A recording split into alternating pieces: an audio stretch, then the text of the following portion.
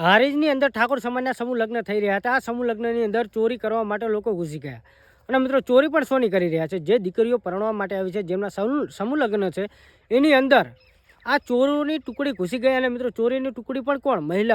મહિલાઓ ચોરી કરવા માટે, જે પણ દીકરીઓ પરણવા માટે આવી હતી, જે દીકરીઓના સમૂહ લગ્ન હતા, એમના સોનાના હાર અને ઘરેણાં ચોરવા માટે ટુકડી ઘૂસી ગઈ. પછી તો મિત્રો લોકોએ ત્યાંથી એવા પકડી અને એવી સર્વિસ કરવામાં આવી છે. અને ત્યારબાદ જે હારીજની અંદર સમૂહ લગ્ન થઈ રહ્યા છે, ત્યાં ચોરી કરવા માટે જે દીકરીઓના સોનાના હાર કે જે ઘરેણાં છે, એમના ઉપર હાથ સાફ કરવા જતાં લોકોએ એના ઉપર હાથ સાફ કરી દીધા, જે ચોરોની ટુકડી હતી. અને મહિલાઓ ચોરીની ટુકડી હતી ને ત્યારબાદ પોલીસ બોલાવવામાં આવી અને પોલીસ પ્રશાસન દ્વારા તેમને પકડીને લઈ જવામાં આવે છે. મિત્રો, તમે જોઈ શકો છો કેટલી હદે માનસિકતા ખરાબ થઈ ગઈ છે. કેમ કે જે દીકરીઓનું અત્યારે સમૂહ લગ્ન થઈ રહ્યા છે હારીજની અંદર ઠાકોર સમાજની, એમના જે સારો પ્રસંગ છે ત્યાં જઈને લોકો ચોરી કરવાનો મોકો મૂકતા નથી. પછી તો લોકોએ કેવી સર્વિસ કરે છે, તમે વિડીયોની અંદર તો જોઈ જ શકો છો. પણ આવા લોકો માટે તમે લોકો શું કહેવા માગો છો ને, કમેન્ટ કરી જરૂર જણાવજો. કેમ કે અત્યારે લોકોની માનસિકતા એટલી ખરાબ થઈ ગઈ છે.